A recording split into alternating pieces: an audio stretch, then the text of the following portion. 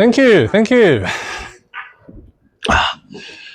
First of all, thanks to DoSa for inviting me. I'll introduce myself later, and thank you, Flavio, for hosting this event. My name is CJ, and a while ago, I was also part of the board of directors in DoSa.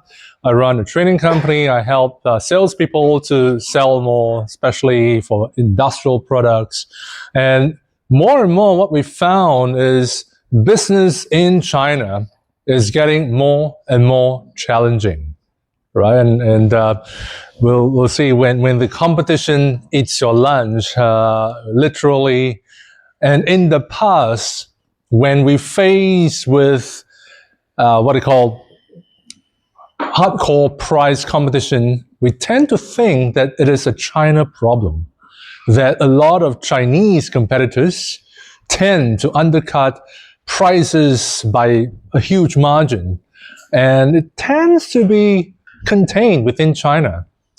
And unfortunately, that is gradually or quickly not the case anymore. And I'll go into that. So topic is, again, when competition eats your lunch.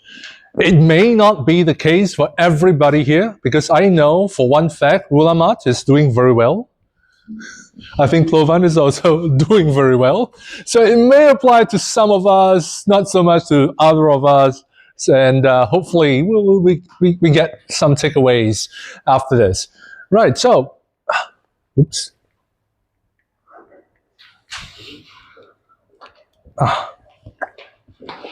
Okay.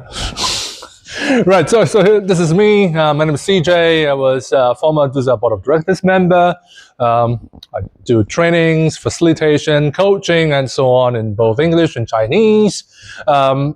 If you want to find out how good or not so good your people are in selling B2B, we have assessments that are based on sales scenarios. Happy to share more of that later. I'm author of a couple of books. This is the latest one, and we've got a few more copies that I'm giving away free, because DoSa, we're not supposed to sell anything here. So in lieu of selling, I'll give away free. Right? So coaching, certification, some of the clients, and this to honor our DoSa members. We've got BWF, not the BWF who's here this evening. The other guys, right? The filtration. We've got Delaware, Nederman, Ondal, Rates Fans, Vospina, and so on. So this is just some background of what I've done. So here's a question. Now, is it possible that a competition can come into the picture and sell something similar, not the same thing, but something similar, for 1/10 of your price? Possible? Can? And your customers are actually buying from them. It's like it's not really horrible product. It is very possible. We have a client who is in the grinding machinery, and they supply a lot to the automobiles industry. And we all know that in the past, we have a lot of internal combustion engines, gas cars, right? And now everything in the automobile world shifted to EVs.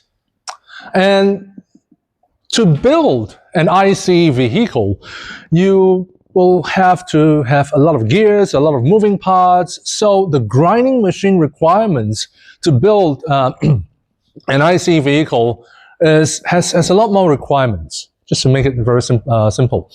And if you have another grinding machine that is specially created for EVs only, which is the whole thing in China, it doesn't have to be that complex. And there are competitors who are able to create similar things targeted at EVs, selling at 1/10 of the price. Right, so that's something that is really happening. In the past, we are thinking about competitors selling at half our prices. It can be worse. Not because they're selling the same thing, but they're selling a substitute product. But should we probably want to think about, should we match something similar, or should we hold on to our market positioning? Right, so this is just something that is happening now. Now, in terms of shifting markets, 70%, this is something that came up from McKinsey some years ago. 70% of market leaders lose their position because they fail to recognize the competitive landscape that has changed. Not because we are not innovative, but a lot of times we don't really realize that something fundamental has changed in the market. Right, so that's the key issue, is are we responding as quickly as we can or as quickly as we are supposed to with market changes, just like what I mentioned from ICE to EV vehicles. Are we responding to newer market needs? Now, something about your competition, especially if you are looking at Chinese competitors. Now, they are creating a new game. As mentioned, they may not be producing exactly the same thing with the exact same specs as you do, but they may be doing something that could be a workable substitute. It may not be perfect, but it's workable, especially when economic times, not just in China, but globally, is a bit uncertain, is a bit slow. Customers are looking for lower cost alternatives. So our competitors are creating a new game.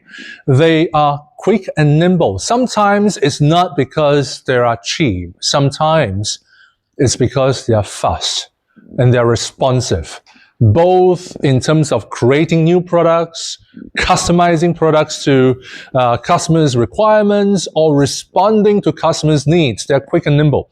They're very flexible.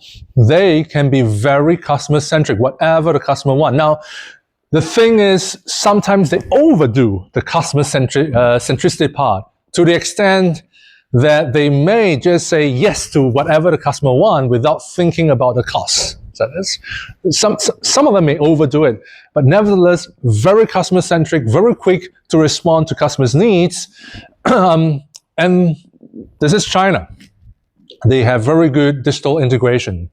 At a time where in China, we are less concerned about privacy issues, data privacy issues, or even data protection issues. So everything can be connected digitally. And sometimes in Europe, especially, we are much more concerned about privacy issues, confidentiality. Do we really want to have that higher level or global level of digital integration? So that's the kind of competition that we are facing with. A few years ago, we were talking about smart manufacturing, Internet of Things, Industry 4.0. And our competition is looking at, okay, so what's next? Can we integrate AI? Can we put everything together and make it Industry 5.0? I mean, technically, they may not be at the next level, but the mindset is always looking into how can we get to our customers faster at lower cost in different types of product configurations. Right? So that's the competition that we are facing. And the thing is, I didn't mention here, they are relentless. They're relentless to gain market share. And one of the key things they are so relentless is there is an overcapacity in many industries right now. So they are not just relentless because they look at you as a European company, they want to put you out of business. They are relentless because if they are not relentless enough, if they are not driven enough, they could be put out of business by their own competitors. So that's a kind of very tough competition that the environment is creating right now. So earlier on, we say that when the competition is very bad, when it got gross price undercutting, it tends to be contained within China. And the thing is, we've got many or increasing more and more Chinese firms, Chinese factories setting up in Hungary within the European Union. And not just in Eastern Europe, but also more and more even in Western Europe. Recently, France is trying to create a valley of battery. They want to build batteries in France. And they are looking for investors to set up factories over there. Right? Whether they succeed or not, we don't know. But the trend is the fact that the people that are competing so hard with us, they are moving to Europe. They are moving to our doorstep. So going home in the past could be a solution, but it's not. Won't save you. They're coming after you, right? So so what do we do? It sounds a bit bleak. It's not all doom and gloom. There's still some survival. So we can still survive and maybe thrive, just like some of our companies over here. So some of the things that we can do. So there are the 4 things that we can do. If you can do all 4, that is fantastic. You probably don't have to do all of them. One is, what is your unmatched value? I'm sure that there must be a reason why we are in China today. There must be something that we provide good value and sometimes unique value to our customers. It can be a better product, it can be better customization, it can be better service, it can be because we're able to let our customers know, if they use our products and solutions in the right way, if they apply it for the better application, they can create better outcomes for their businesses, for their production, for their productivity, and so on. So what is the thing that keeps you, or that keeps giving you the extra edge to create value for a customer, right? Different companies will have different things, different value, but what is it that works for you? The other thing is the value that you think you are giving to the customer, is it still valid now? Just like the example of the grinding machines and automobiles earlier on. There are companies that produce the best, the most delicate of all grinding machines, but in a market that has shifted from IC to EVs, is that value still relevant? We'll come into value in a while. The second part is, are you able to speed up? Because your competition is responding very quickly. So speeding up in terms of new products, speeding up in terms of the sales processes, speeding up in terms of how you respond to customers' needs. The third one is, are you able to have better digital transformation, digital integration, right? I have seen some of the factories within DUSA, and some of them they're really impressive. They are really highly automated. They are very responsive. They integrate with AIs in all their production. They can do production with an SKU of 1, and so on. So are you able to do that? That helps you in your competitive advantage. And in a time when the market is not really doing that well, are you able to develop new markets? Are you able to go to places where you have not been to yet? Whether they are in China or outside of China, are you able to go into and acquire new customers? Right. 4 things to do. So we go to them bit by bit. And by the way, I forgot to tell this, we will be sharing the slides. Yeah, I thought you were taking photos of me, but no, yes, it's including you. Yeah, including me. Thank you. Right, so we have this. There's a QR code to scan to download. I think Leah would also email to everybody a copy, right? So and in any case, it's in that computer. Right, so be nice to people in Clover.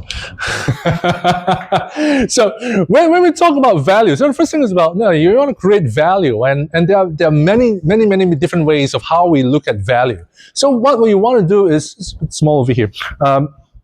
What we want to do, look into value, is that there are 4 aspects of value that we can think of. The first one is, what is the value to the business, to the organization? So if you're selling something to a company, how does it help that company? Does it improve profits? Does it improve productivity? Does it help them to reduce costs? Can they achieve better quality? Something that you do that helps your customer do something better. Now, there's one thing about B2B selling. When we're selling industrial solutions to our customers are not consumers, meaning they don't just buy our products or solutions because they love it. They buy our products and solutions to put into some kind of production, to transform it into something so that they can serve their customers better. Right? So we sell something that helps our customers do a better job in serving their customers. So what is it that we can do so that our customers can be more competitive, can get better in their respective businesses? So that's organizational.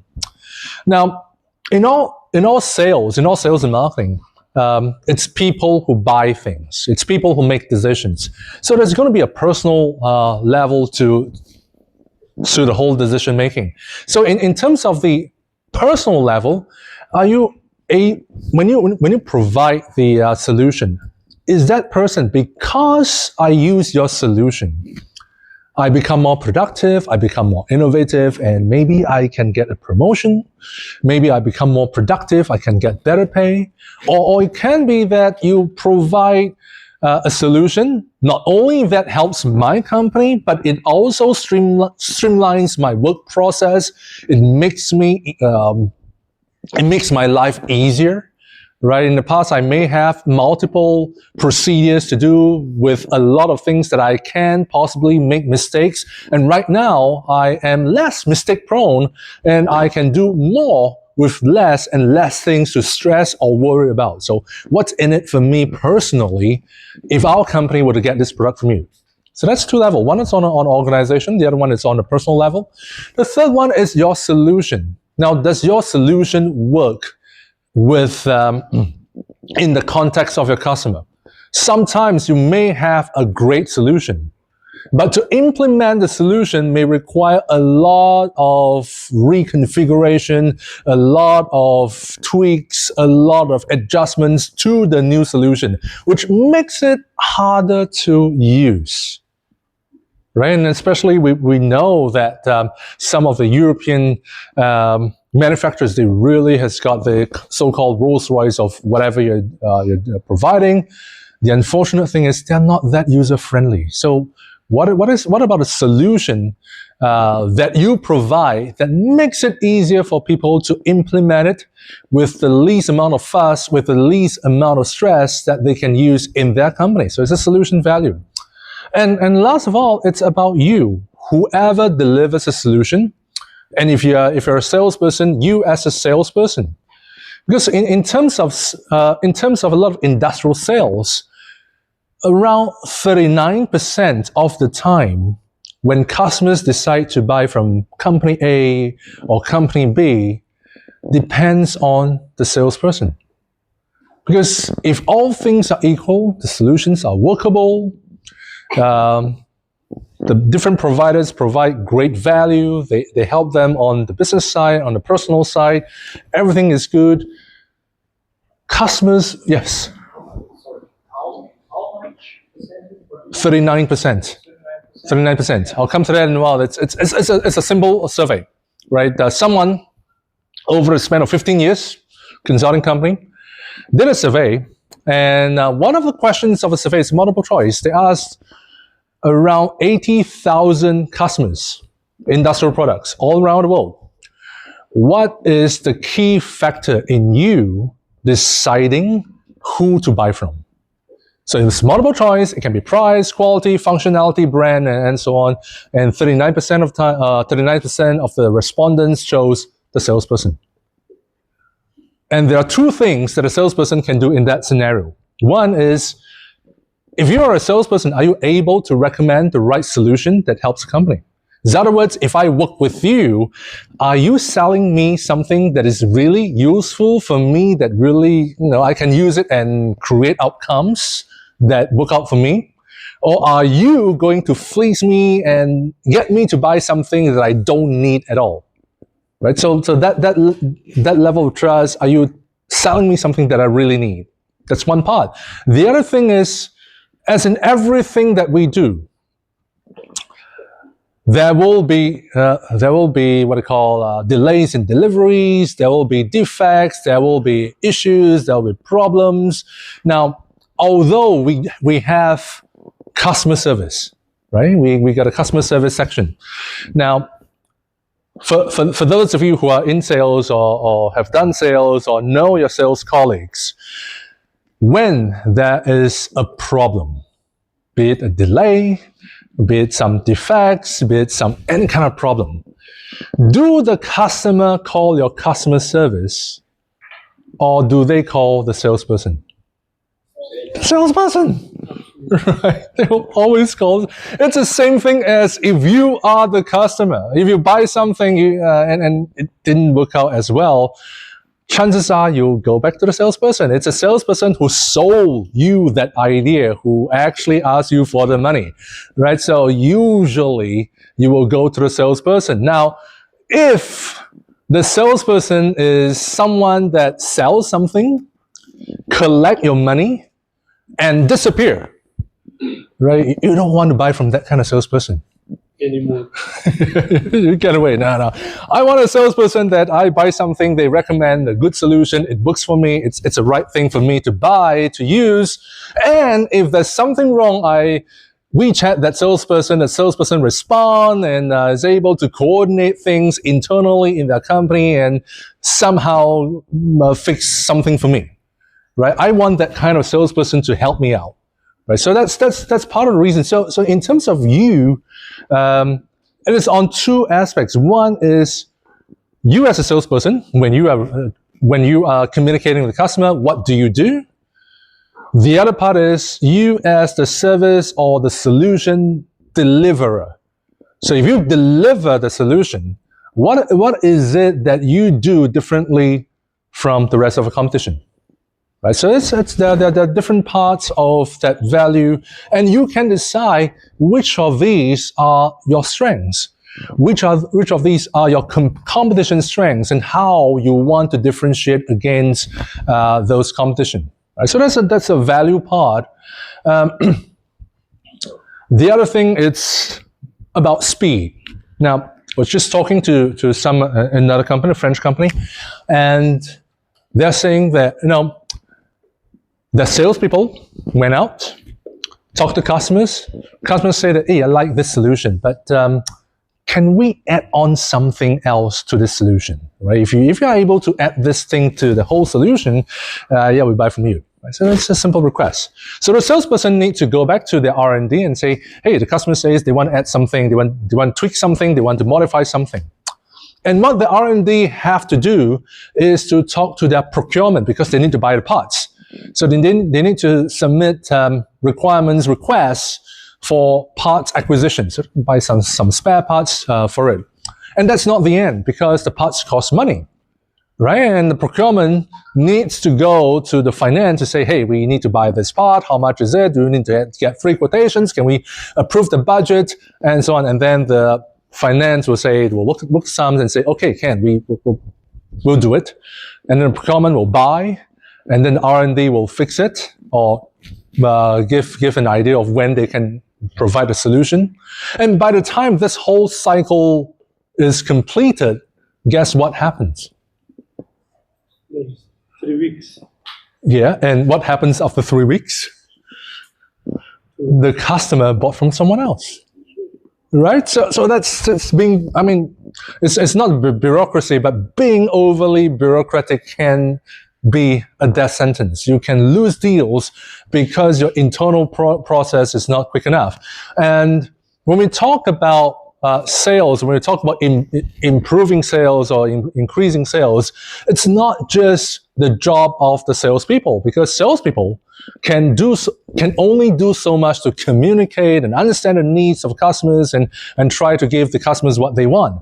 But ultimately, it really depends on whether the company is able to support sales and be more customer-centric and deliver whatever the customer require them to do so. Right, so it's going to be a cross-department kind of collaboration. Now, the other thing is on being agile with things. So I think about 2018, 2019, a couple of years before COVID, Agile was the rave. We say we need to be Agile. So we just talk a little bit about why Agile. So this is the years before Agile. Now, if you're working before Agile, this is like the waterfall way of project management. You have the outcome, you have fixed steps, you follow the steps, you reach a goal. Right? It's a waterfall way of project management. And then something happened. Something happened in the sense that things are not so predictable, because we may have a goal, but we are not sure what the goal exactly is. We kind of know what is the general direction, but we don't know exactly what are the specifications. That's one part. The other thing is, because this goal could be totally new to us. It's a new thing. So we don't really have fixed steps. And what we do is we try to say, take a step forward. It may not be in the best direction, but kind of in the right general direction. And then we make adjustments, which as we move forward, the goal becomes clearer and we are able to reach the goal, right? So that's being Agile. And of course, a lot of our competition are very good in being Agile, doing something without knowing the full picture and somehow make it there, right? So that was pre-COVID. And after COVID, this is what happened. We're not in an age of Agile anymore, we're in an age of disruption. And this is how disruption looks like. You have a goal, and you thought you want to be Agile and try to move forward to a goal, and then suddenly the goal changed. Right? It's not there anymore. And in terms of Agile, whatever you did in the past, you kind of build on to the next step. So whatever things you did in the past, they don't go to waste. And because the goal changed totally, whatever you built up in the past may not be relevant anymore. And then you find that the goal is in a different direction, right? And just when you are about to go to that goal, it changes again, it goes in a different direction. And somehow you need to build a path towards that totally new goal, right? So we see a lot more disruption than just one simple thing. We talk about tariffs, right? And one of our clients is having a hard time trying to do his sales forecast. Not because business is bad, business is okay, but okay, what is the tariff rate? Is it 10%? Is it 40%? Is it something else? We don't know. It's like it can be anywhere in between, and it may change every 90 days, right? So the business is there, customers are buying, but doing that forecast based on the numbers is like it's going bonkers. So that's the kind of situation that we have, and we face a lot of disruption as a result. Now. In terms of when we are working in an age of disruption, one of the key things that we have is no one really has the answer. Some of us may have some parts of the answer, but no one can have the complete answer. Or we may have the answer as of today. In 90 days' time, maybe we don't have the answer. Right? So no one really have the answer. And when that happens, you probably will need to have more psychological safety. Now, what is psychological safety? What it means is, what if I say something and it turns out to be wrong? Right? That's psychological safety. You never know whether you're on the right track or not. In your best knowledge, this could be the best path forward. But then again, you never know in 90 days' time. So in that kind of situation, what some of the things that we probably will need to do is to understand that whatever you say or I say, there could be some margin for error. And when that happens, we don't want to make people over penalize them for that. Right? So that's what it is. So two aspects of psychological safety. One is for yourself. When you face disruptions, when you face stress about, so what do we do next? Are you able to feel safe to say, let's try something. It may not be the right path, but let's try something and see what happens next. Are we on the right path? If not, are we able to shift and change course because the situation changed?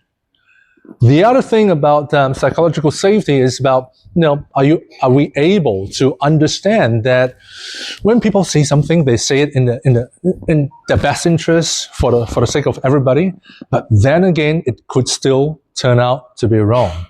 So are we able to empathize?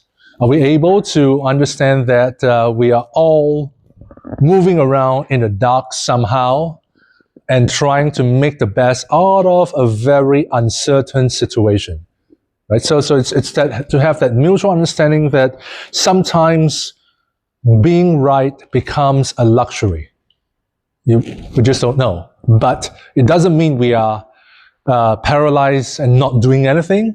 We try something within reason and are willing to make adaptations when it arises. Digital transformation, I mentioned about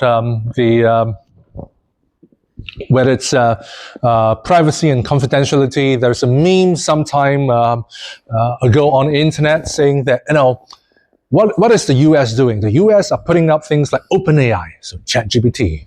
They're putting up with Entropy, so you got Claude AI. They're putting up with Gemini on Google. They're putting up with Grok, with X, and so on. What is China doing? China is putting up things like DeepSeek, QN, Kimi, and different types of AI. And what is Europe doing? Nothing. Europe is putting up the laws and requirements, the legal requirements to control AI, right? So it's a meme on the internet, right? And the thing is, in a time of competition like this, we probably will need to think about how to respond faster.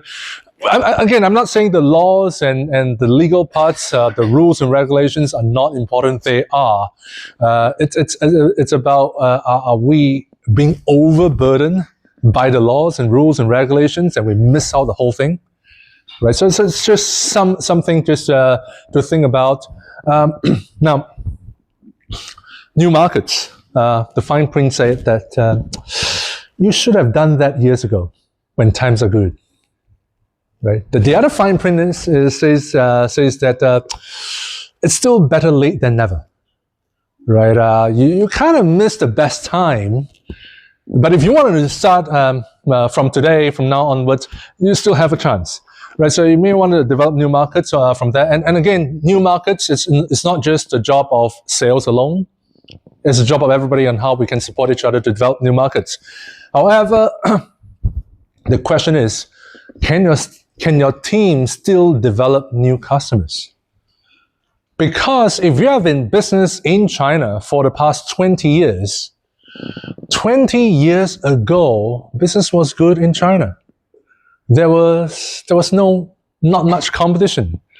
If there are Chinese competitors, the quality is really not there. They could not deliver to the requirements of the customers. So basically, hey, you are kind of having that monopoly.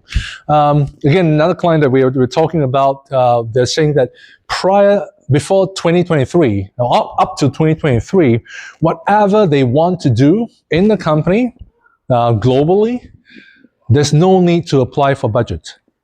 Whatever you want to do, just name it, the funds will flow and they'll just do it. They got easy money, right? Business was great. They don't have to worry about getting customers or losing customers. It was great until it wasn't.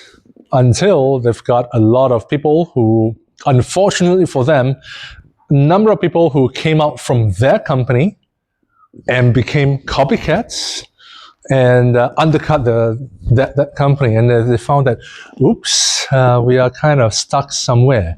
And no, when you have for the past 10, 15, 20 years, having kind of an easier time getting customers, and right now, when the economy is rather soft, when the competition is rather strong, do you still have what it takes to get new customers?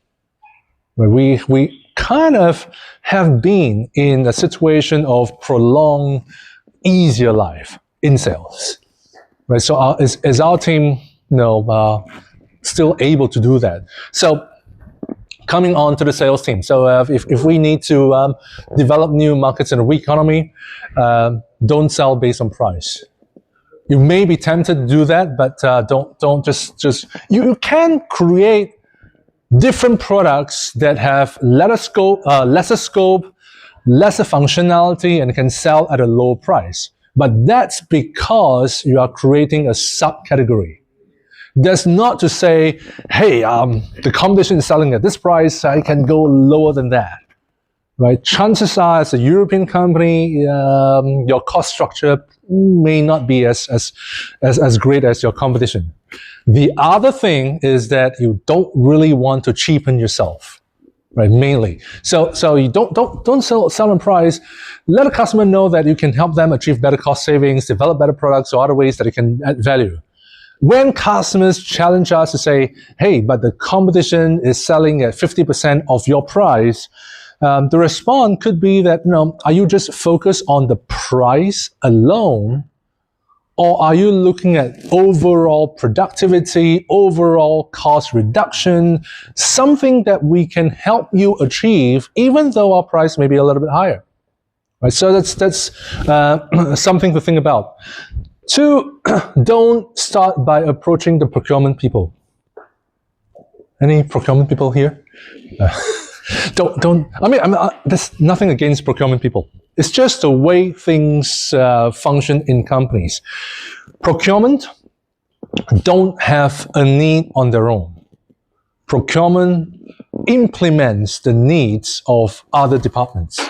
So let's say I'm selling something to R&D, or I'm selling something that can benefit R&D. R&D would say, hey, I think we need certain thing, and they'll ask procurement to say, this is what we need. Can you go out in the market, get a few quotations, and see whether we can get things done? So that's how things work. So if you approach procurement at a time when internally no one tells them that we need to change the supplier, we need better supplies, we need better whatever. When procurement did not have a need yet, the only thing they will compare you against is price. Because I don't have a need. Unless you are giving me something that is really, really attractive in terms of price, otherwise I'm not doing anything different. So if you want to approach new customers, don't start with procurement. Start with anyone, R&D, technical, production, even commercial, even the sales and marketing departments, they are better than procurement, right? So that's something to think about. Thirdly, don't just talk to the technical people. Talk to technical people. I'm sure we have a lot of technical product providers. Talk to the technical people, but don't stop there. Find a strategic topic to have conversation with the customer's senior management. If you're able to say that, hey, what we are providing, besides giving you the technical advantages, what we are really doing is they can have an impact on your business for the next 3 to 5 years, depending on what you are planning for your next 3 to 5 years. If you're able to find a way that we can help you to achieve whatever you want to do in the next 3 to 5 years, can we have a better conversation, right? So that's, don't stop at the technical people. Don't just rely on trade shows. How many of us participate in trade shows every year? 1, 2. If you're in trade shows, and again, nothing against trade shows, the only thing is, do you find that the return on investment on trade shows to be declining? Apart from, sometimes we are in trade shows because we need to show the market we are there, we're still around, right? We're still alive, we are there, right? It's part of that PR and branding thing. We have to do it. On the other hand, if you are relying on trade shows to get new customers, you find that it's getting harder and harder to find new customers in trade shows.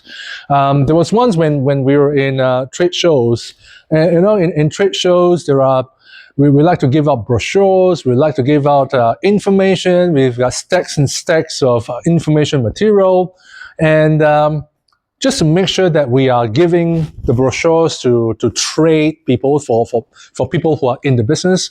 So usually people who give us the name cards will give them the materials, right? So that's how it works.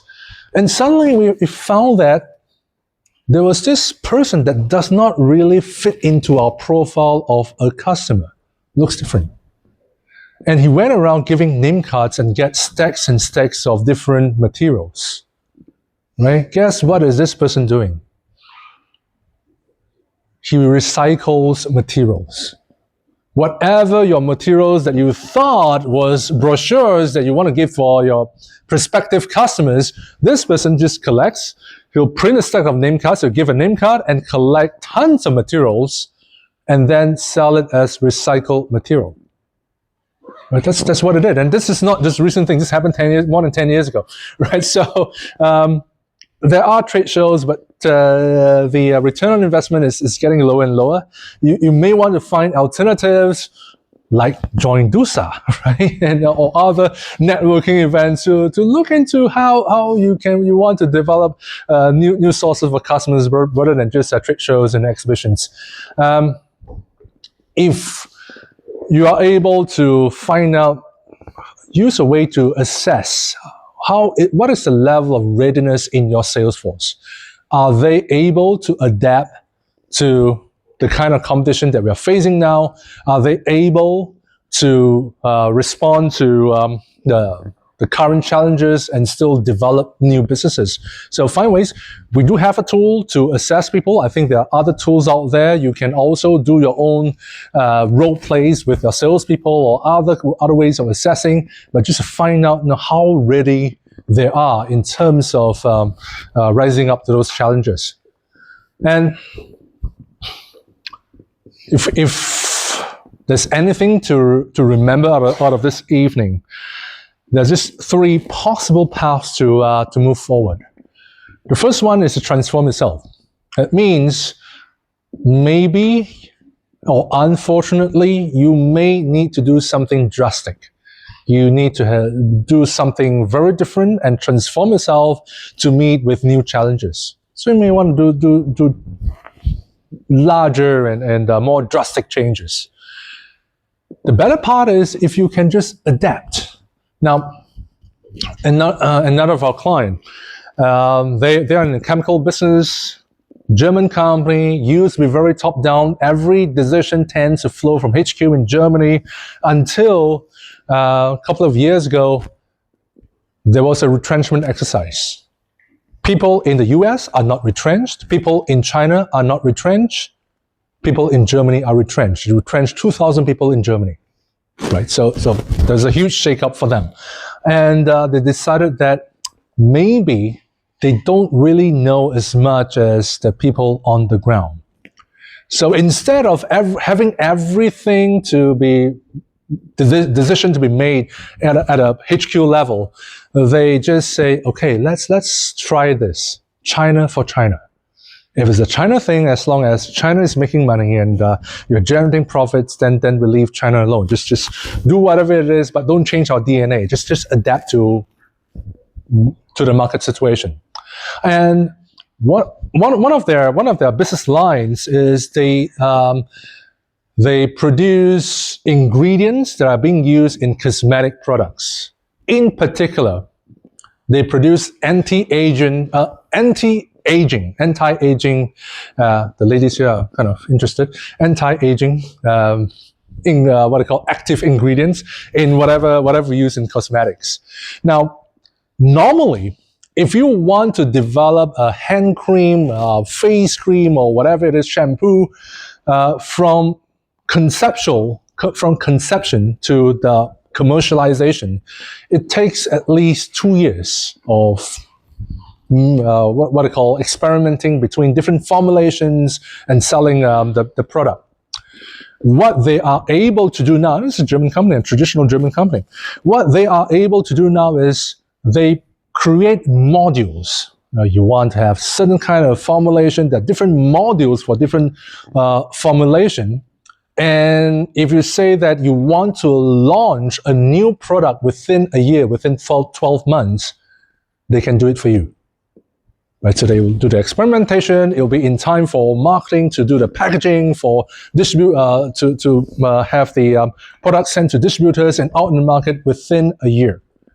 Right, so there's something unheard of for a very traditional German company, and they're able to find ways and make the right adaptations so that they can deliver in a much shorter amount of time. And to this day, besides the usual international company or international brands, they sell to Chinese brands. They outcompete the Chinese competitors, partly because they really have good stuff.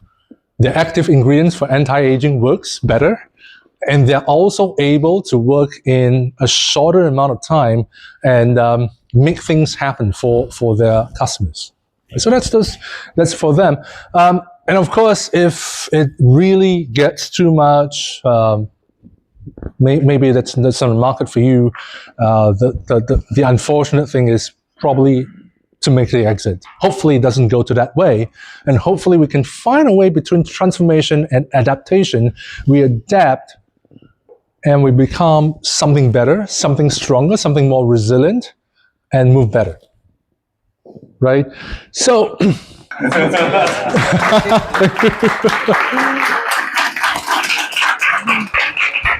right, so thank you, and I think it's time for dinner. And before dinner, I think I'll just hand it back to Florian. Thank you so much. Thank you. Oh, since now Novan is so kind to show us a tour and host the event, this is for. Sure. Thank you.